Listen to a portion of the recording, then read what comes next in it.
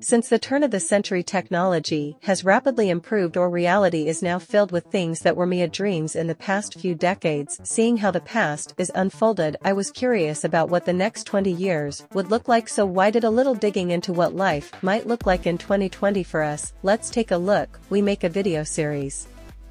The first one, nanotechnology.